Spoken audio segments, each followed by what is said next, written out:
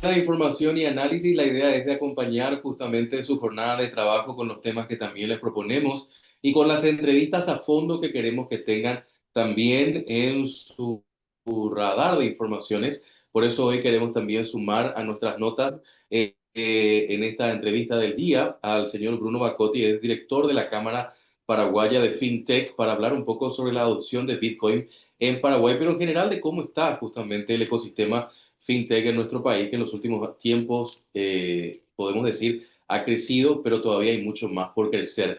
¿Qué tal, Bruno? Un gusto saludarte. ¿Cómo estás? Muchas gracias, Juan Pablo. Es siempre una alegría estar con la familia de 5 días.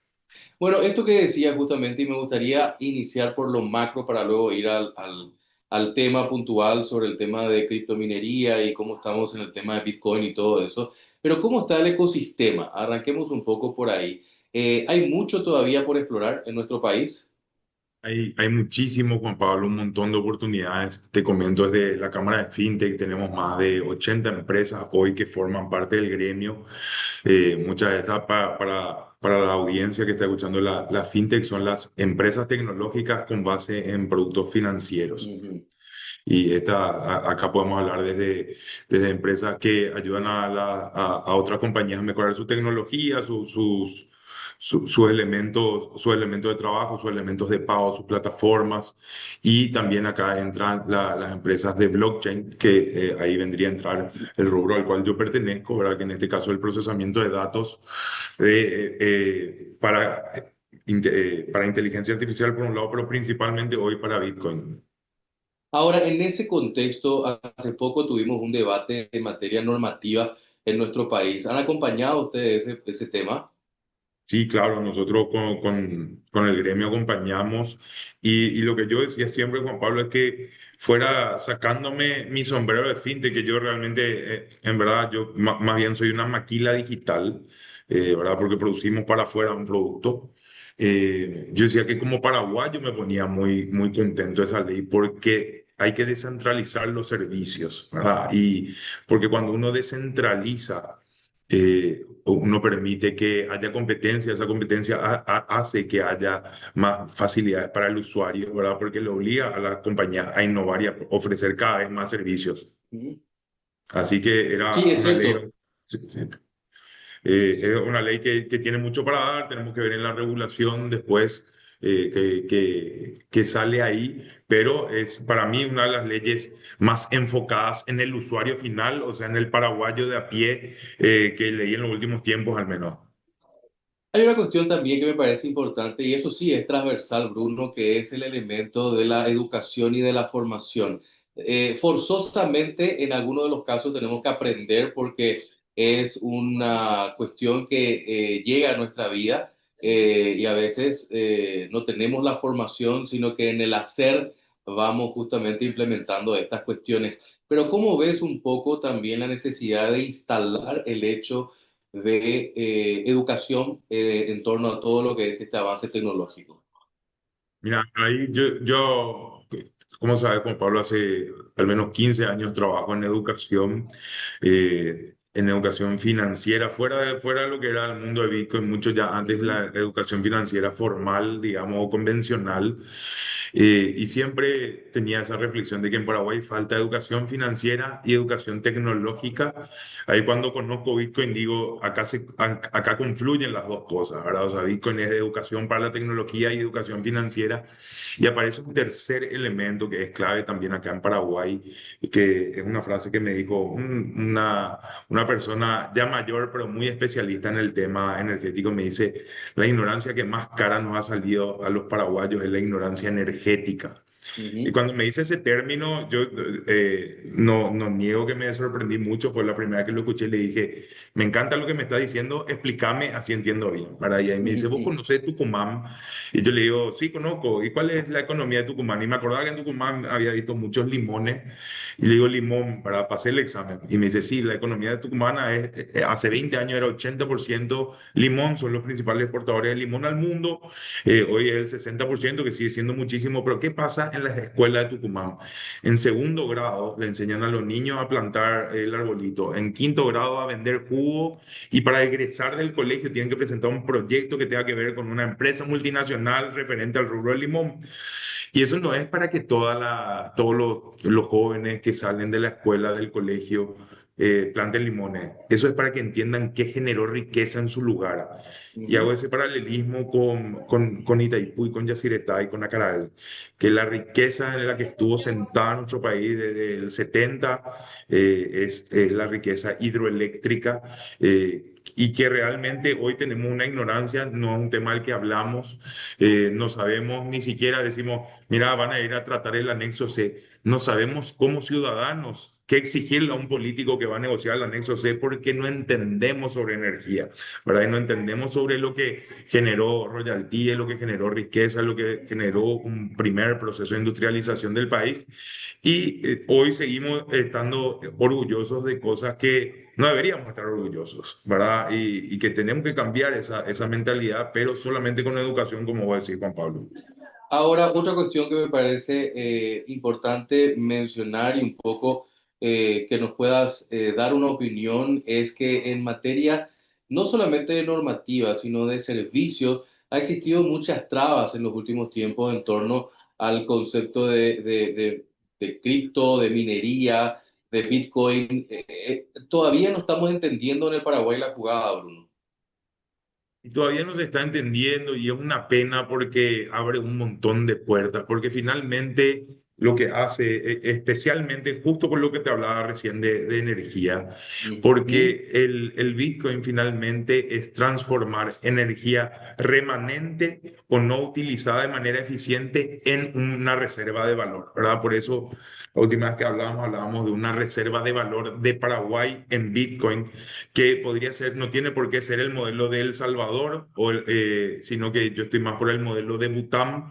Bután empezó a minar Bitcoin como gobierno hace muchos años y tiene 14.000 Bitcoins, un país con 700.000 habitantes.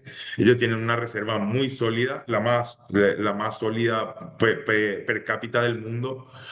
Y Paraguay, con por ejemplo los más de 90 megas en máquinas que se incautaron en los últimos 3 años de las instalaciones ilegales, se podría activar, o sea, se podría armar un data center del gobierno y con esas máquinas incautadas, así como el modelo de Cenavico, Juan Pablo, que agarran y dan los autos incautados, las viviendas, alquilan y que eso, toda esa recaudación sea para el gobierno, ¿verdad? Porque finalmente nosotros siempre hablamos y nos gusta decir mucho que Paraguay es un país soberano y la verdad que mientras dependemos de un banco, de una reserva federal que no es nuestra, que está al norte y que es la única moneda que nos hace bailar, no vamos a ser muy soberanos económicamente y Bitcoin permite eso. Porque Bitcoin Ujú. es totalmente descentralizado. O sea, países como El Salvador, países como Bután, que ya te decía, Estados Unidos, que está empezando con su reserva, otros países van a tener una soberanía contra una muy prominente caída del dólar. El dólar perdió el 39% de su poder adquisitivo en los últimos 5 años,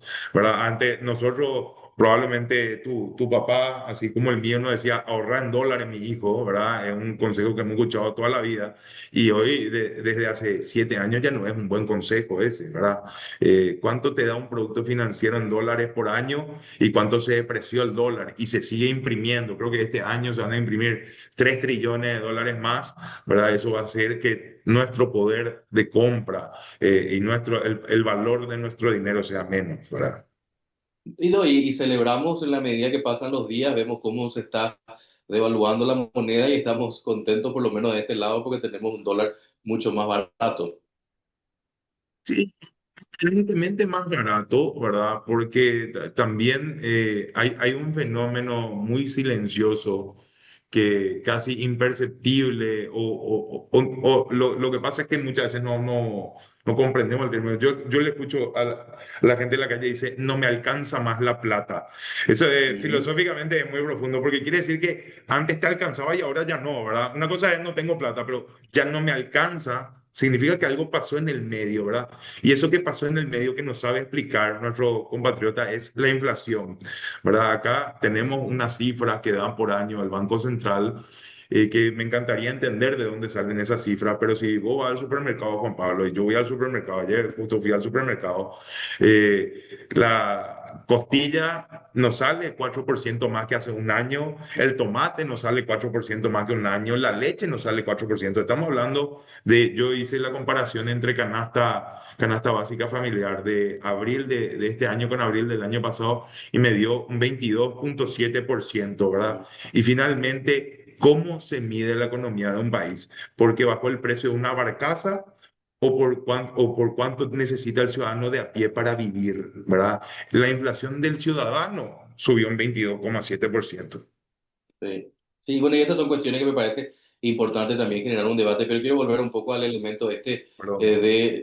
No, no, no, me parece importante también dejar eso como elemento, Bruno, pero me parece importante volver a insistir en esta idea de si estamos perdiendo la oportunidad, estamos perdiendo la chance de entender esto. Hablabas muy bien sobre el caso de poder utilizar todos estos elementos decomisados para poder generar un data center. ¿Por qué se pierden estas oportunidades, crees vos? ¿Dónde está el problema? ¿Es falta de entendimiento, voluntad, capacidad, visión? ¿Por dónde tenemos que entender esto que está pasando? Yo creo que es un poco de todo lo que nombraste, Juan Pablo.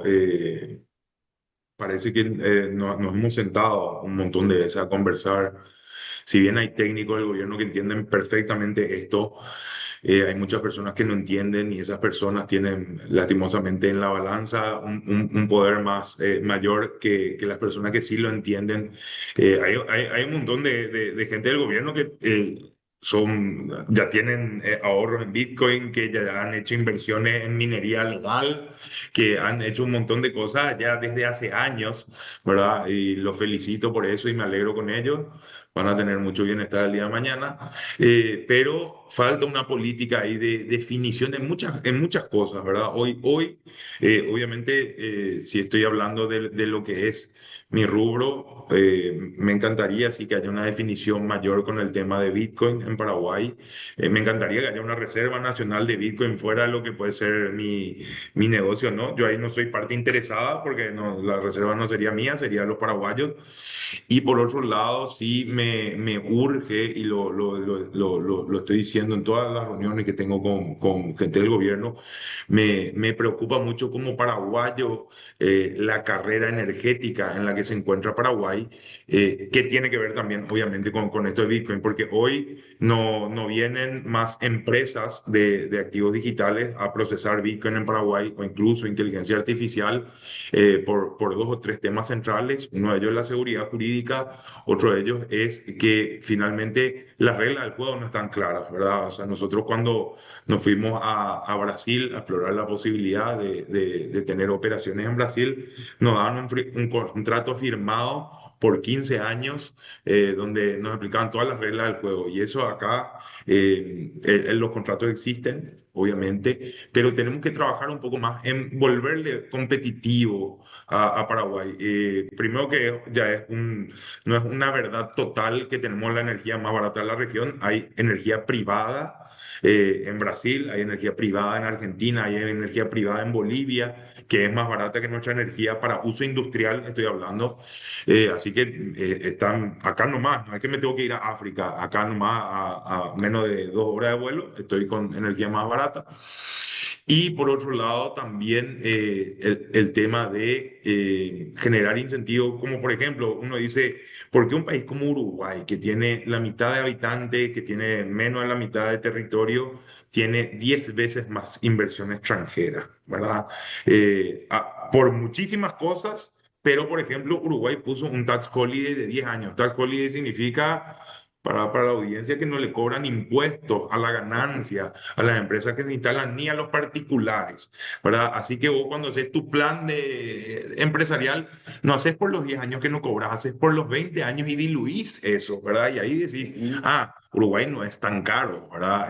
Quizás es caro para irte a pasear un fin de semana, pero para instalar una empresa en esas condiciones se ha vuelto súper competitivo, ¿verdad? Paraguay sigue siendo competitivo en el talento humano, ¿verdad? Tenemos talento humano capacitado, hay que mejorar la educación, pero sí es un talento que recibe una paga menor que en Uruguay, por ejemplo. Ahí te iba a preguntar justamente cuáles son nuestras bondades en el caso de que un inversor esté viendo este espacio. ¿Qué le podríamos decir? Entendiendo que también planteábamos bastante trabas que todavía necesitan eso ser solucionado, Bruno. Paraguay tiene muchas bondades. Paraguay es un país hábil. Nosotros estamos en un país vecino hace 9 meses tratando de instalarnos. En Paraguay eso pasa más rápido. Paraguay es amigable para el clima de negocio en diferentes condiciones. Eh, yo creo que la ANDE realmente ha dado un salto de calidad, de infraestructura en este último tiempo y ellos mismos también asumen, dicen, falta muchísimo, pero se está trabajando. La subestación Valenzuela se ubica como un corazón energético de Paraguay desde donde se puede distribuir mucha más energía, porque el problema hace unos cuantos años, Juan Pablo, era que Paraguay no podía recibir mucha de la energía que le toca, por así decirlo, porque no hay infraestructura, ¿verdad? Pero lo que ha hecho ya, y eso es lo bueno. Justo estábamos teniendo una discusión el otro día sobre este tema de reelección, que es un tema que a todos nos pone medio los pelos de punta por los antecedentes que hemos tenido, ¿verdad? Pero si vos ves, el ingeniero Félix Sosa, él continuó del gobierno anterior, ¿verdad? Hay tres ministros que continuaron del gobierno anterior. Él, Cristina Goraleski y el tercero, no me acuerdo, pero de Senaxa. Y la verdad que en esos casos, ellos tres, voy a hablar particularmente de Félix, tienen como no es esa carrera apurada de los 4 años y medio, ¿verdad? Sino que es una carrera de 10 años donde puedes decir, mira, yo acá puedo empezar y terminar algo, ¿verdad? Así que es un debate para abrir, ojalá, alguna vez nuevamente, estos son cargos de confianza, no son cargos electivos, pero van a tener 10 años de gobierno si terminan su periodo, y me parece que es muy fructífero eso, porque le duele mucho a las carteras del Estado el proceso ese de transición, ¿verdad? Primero porque 2 años antes de irte, ya estás pensando a dónde te vas a ir, está la política en el medio, las elecciones, hay un equipo nuevo, no sabes si se va a seguir con tu trabajo, ¿verdad? En cambio, esta previsibilidad que da, poder seguir en un cargo, si uno hizo bien, ¿verdad? Si hiciste mal, andate a tu casa y gracias por todo, ¿verdad? Pero en los casos que se han hecho bien las cosas, es para prestar para prestar una nueva meditación, al menos sobre el tema reelección, en condiciones normales, digamos. Cl- Claro, y eso nos lleva justamente a ver cómo está el escenario previamente, como para poder plantear una cuestión, porque hay que también poner en la balanza el timing y un poco el contexto país que se tiene para una agenda como esa puntualmente. Pero sí, concuerdo contigo que necesitamos ver estos temas sin tantos eh, fantasmas y dramas que podrían generarse y plantear un poco una agenda que nos lleve hacia un Paraguay mucho más sólido en materia a algo que insistimos bastante nosotros acá, en no desaprovechar el tema del grado de inversión, Bruno. En este contexto, un poco como director de la Cámara Paraguaya de FinTech, ¿cómo están viendo ustedes el escenario de grado de inversión como oportunidad? Nosotros, vemos, nos da mucha alegría que muchos de nuestros socios, tienen clientes afuera del país, se valora mucho, tenemos un montón de programadores de empresas de servicios digitales que están prestando servicio en el exterior, ¿verdad? Pequeñas empresas que empezaron como toda la fintech con dos, tres soñadores, soñadoras, en una oficina o en un quincho, donde sea, ¿verdad? Y que hoy traccionan, dan trabajo, ponen a Paraguay en alto, ¿verdad? A mí lo que me gusta mucho de la Cámara de FinTech es que compartimos ese valor de mostrar un Paraguay de calidad al mundo. Ahora tenemos, en agosto, un evento internacional de la Cámara. eh, y viene gente afuera, le gusta, estamos ganando un pequeño espacio y ahí también desmitificando algo que, si bien obviamente para ser una empresa escalable a nivel Latinoamérica hay que dar muchísimos pasos, pero siempre está eso que se dice, el mercado paraguayo es chico, ¿verdad? Y la verdad que no, el mercado, si vos tenés 6 millones de personas creo que somos un poquito más realmente. Si vos tenés 6 millones de personas para venderle y son una empresa que tiene una estructura de costos bien construida, la verdad que se puede construir mucho bienestar desde ahí, Juan Pablo, ¿verdad? O sea, por eso digo, hay que desmitificar varios paradigmas que tenemos, ¿verdad? Porque finalmente acá hay imperios empresariales que se han hecho con este pequeño mercado, digamos. Así que en ese caso veo una oportunidad para la fintech, nos alegra mucho, si bien yo estoy desde este año en el directorio de la Cámara, hace años ya somos socios y hace años sigo, tengo varios amigos que tienen fintech y me alegra mucho ver cómo su oficina de 10 metros cuadrados se convierte en una oficina de 50 metros cuadrados, después de 150 metros cuadrados, después ya hacen un edificio, ¿verdad?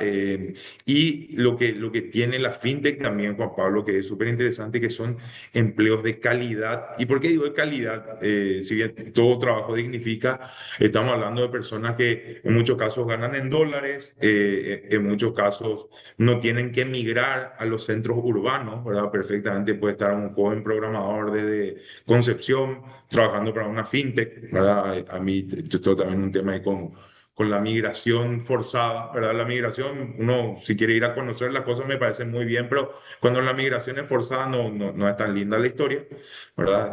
Así que a mí me da mucha esperanza lo que está pasando con el ecosistema fintech en Paraguay. Este tema de la ley de pagos, si bien no es un tema que salió de nosotros, nos dio mucha alegría que el MEF, el Ministerio de Economía y Finanzas, el Banco Central, nos llamaron para ser articuladores del tema. O sea, hay diálogo público-privado en Paraguay, está habiendo más diálogo público-privado, sería la frase, y la verdad que por eso el futuro es solamente prometedor, ¿verdad? A mí me da mucho entusiasmo.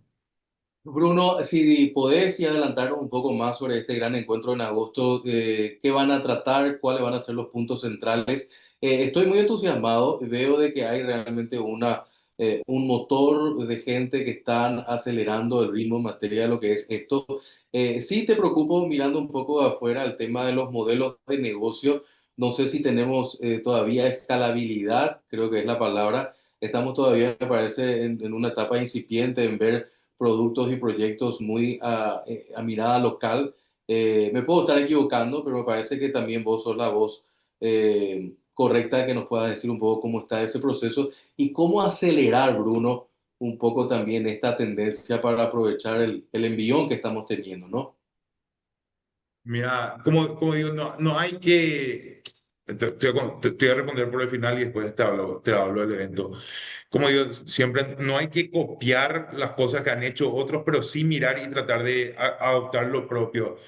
Un ejemplo súper interesante, acá cerca también, Juan Pablo, es Startup Chile. Startup Chile es una cultura, porque ya no estamos hablando de un proyecto, de una cultura que se instaló hace 12 años, 15 años en Chile, que ellos decían, bueno, acá le vamos a traer, hay una competencia, le vamos a traer a startups de todo el mundo, van a concursar, le vamos a pagar un buen salario por 6 meses que desarrollen su startup, esta parte de su startup acá en Santiago, ¿verdad? Y eso genera un dinamismo, es como, vamos a decirle, un coworking, pero de mentes brillantes que ya están traccionando en negocios de todo tipo.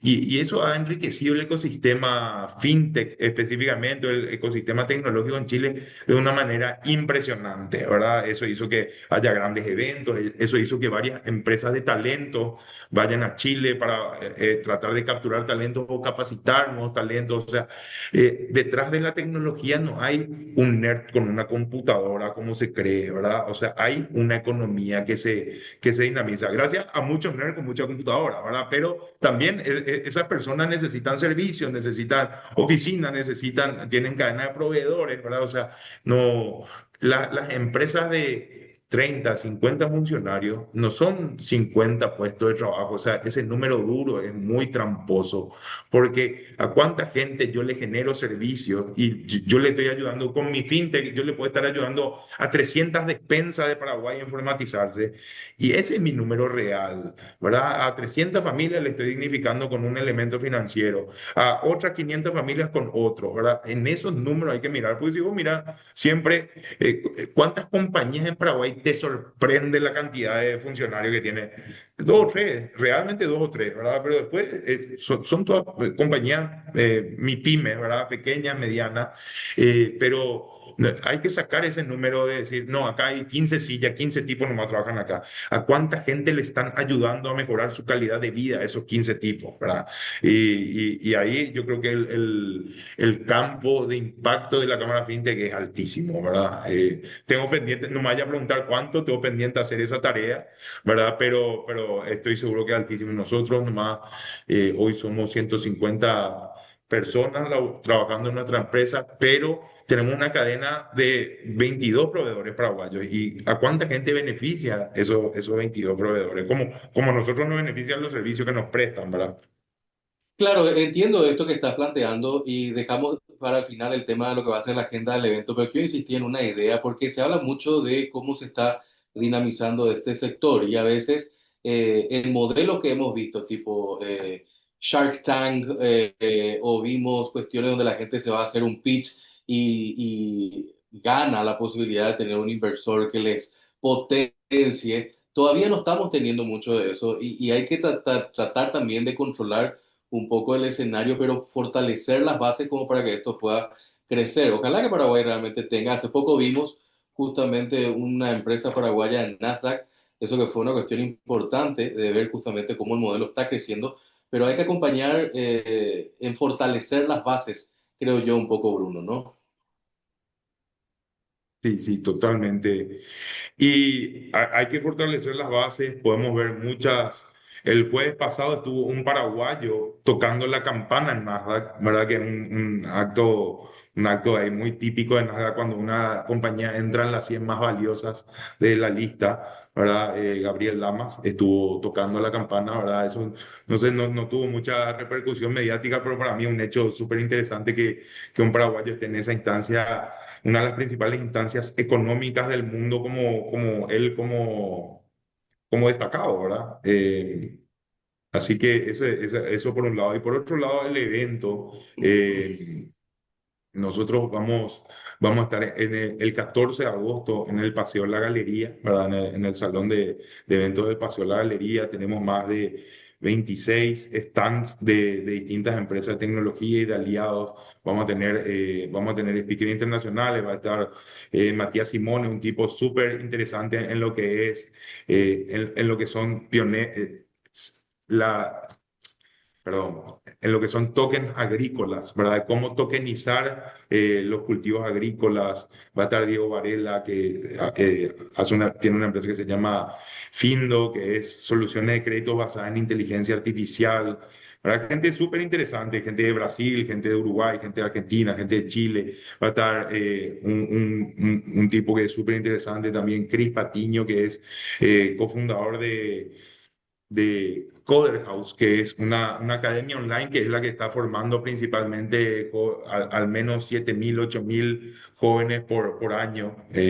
Así que va a haber gente muy interesante y lo que nos gusta, este evento es obviamente abierto, esperamos unas 1.500 personas y está bueno que la gente se acerque para conocer, especialmente la gente joven y la gente no tan joven también, ¿verdad? Porque la gente joven es para mirar un futuro laboral, una posible carrera, ¿verdad? Para motivarse y la gente no tan joven para ver qué herramientas le siguen de hoy en adelante en su vida, ¿verdad? Porque así como yo siempre digo, yo soy un fanático de las economías de barrio, por ejemplo, me encantaría poder seguir viendo más panaderías, pequeñas despensas, ¿verdad? No tienen que seguir existiendo las despensas de barrio, pero a la despensa hay que ayudarle a que con la tecnología pueda vender más, que pueda tener un sistema mucho mejor de gasto, entender cómo está ordenada su economía, ¿verdad? O sea, tenemos que apoyarle y apuntalarle para que pueda seguir existiendo y que no se tenga que rendir ante otros modelos. Es cierto, es cierto. Eso me viene a la mente. Hace un tiempo estuve por España y veía justamente cómo el gobierno, el Estado estaba apoyando a estos sectores en materia de la transformación digital de los mismos para que no desaparezcan y puedan seguir generando un impacto como pequeñas y medianas empresas al servicio de la gente a través de la tecnología. Así mismo, eso es. O sea, no es que o hago algo tecnológico o no hago nada, no. sigo haciendo lo que hago y me ayudo en la tecnología. Ahora la tecnología en ningún sentido entra a ser un rival o un toma o todo tecnología o nada tecnología, sino que es la herramienta que nos permite y que nos facilita mejorar en nuestros negocios y mejorar en aquello que ya somos buenos. Bruno, hemos hecho un repaso general, me parece muy interesante la conversación, te agradezco tu tiempo, pero quiero volver al punto inicial que fue el motivo de nuestra nota del día de hoy, que es un poco la adopción de Bitcoin en Paraguay. ¿Cómo estamos y hacia dónde tenemos que ir en materia de este activo, este elemento importante de la economía del futuro? Eh, no es que se avecina una crisis económica, sino que ya estamos en una crisis económica que todavía no termina de estallar nomás, y va a ser una crisis inmensa. Y la verdad que cuando la gente entiende, y tiene que ver con lo que vos decías, Juan Pablo, no hay otra cosa que no sea educación.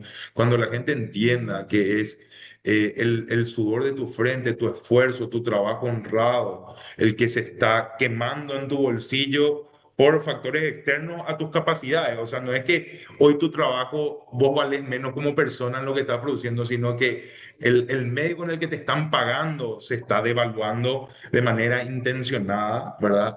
Y cuando uno entiende eso, va explorando otras cosas, ¿verdad? Como yo digo, o sea, yo diversifico mis inversiones, ¿verdad? Pero si a mí me decís cuál me parece, o cuál ha sido la que más me ha rendido en los últimos 7, 8 años y cuál es la que más me emociona porque es un proceso permanente de aprendizaje, obviamente Bitcoin, ¿verdad? Y además hay valores detrás de todo esto que uno, como la privacidad, como la inembargabilidad. Yo justo el otro día, parece mentira, yo siempre tengo problemas.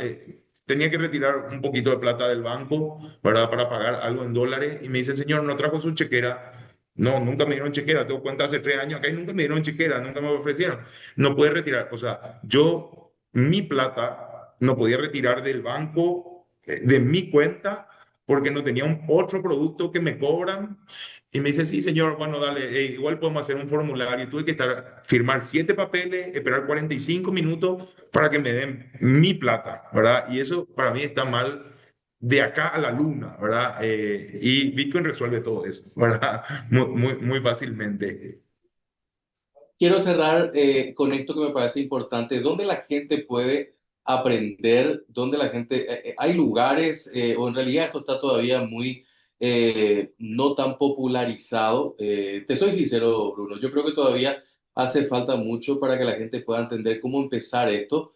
Y me parece que está todavía muy segmentado la población que entiende de esto y que ya está viviendo lo que es esta economía del futuro. ¿Cómo la gente puede hacer para aprender más de esto? Mira, en Paraguay es muy simpático. Yo trabajo en educación en tecnología hace 5 años o 4 años. Y es muy simpático y entiendo perfectamente que en Paraguay vos tenés que enseñar tecnología de manera analógica, en el sentido que la gente quiere clase presencial, ¿verdad? Y es impresionante, pues nosotros hacemos taller online, se conectan 20 personas, hacemos taller presencial, vienen 80 personas, ¿verdad?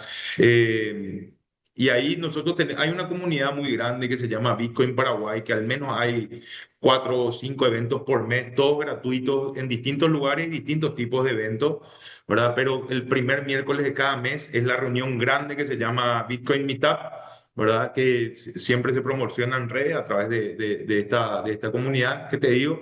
Hay unas 250 personas, es muy simpático porque yo he estado en California, en Miami, en Nashville, en eventos de Bitcoin y hay 50 personas en encuentros como este, y acá en Paraguay hay 250, ¿verdad? Y al comienzo, la verdad que las primeras veces que fui eran casi todos extranjeros, y hoy estamos hablando ya de 60% de paraguayos que están yendo, ¿verdad? Pero así como te digo, hay un montón de cursos gratis. Nosotros mismos ofrecemos un diploma, un diploma en Bitcoin que es un curso de 10 horas, que también es gratuito. Ahora estamos por lanzarlo para el mes de agosto. Eh, siempre se anotó un montón de gente para ese. Hay talleres cortitos de 3 horas, o sea, hay que estar conectado ahí en la comunidad porque hay mucho y como vos decís, hay que democratizarlo más o conversarlo más. Es una comunidad, como digo, totalmente ad honorem, ¿verdad? Nosotros no cobramos nada por lo que hacemos en esa comunidad, los talleres son gratuitos, además muchas veces es nuestra propia plata la que ponemos para que se hagan los talleres, así que no tenemos tanto dinero como para pautar y que todo el mundo se entere, pero la idea es ir creciendo y que sí, que esa comunidad pueda llegar a más gente. Cierro con esto, Bruno, y agradecerte mucho tu tiempo. ¿Hacia dónde tenemos que apretar la tuerca en torno a esta agenda? Conocer y dejar y dar condiciones para que las empresas de base tecnológica puedan dinamizar Bitcoin en Paraguay de manera fácil. Por ahí, entonces dejamos anotado también eso en torno a los temas en la agenda que necesitamos acelerar y puntualizar. Bruno, un placer como siempre conversar contigo. Gracias, Juan Pablo, cuando quieras. Bruno Bacotti, director de la Cámara Paraguaya de FinTech, dándonos un pantallazo completo de este escenario aquí en Información y Análisis por 5 Días TV. Hacemos la pausa. A la vuelta de la pausa seguimos con más informaciones.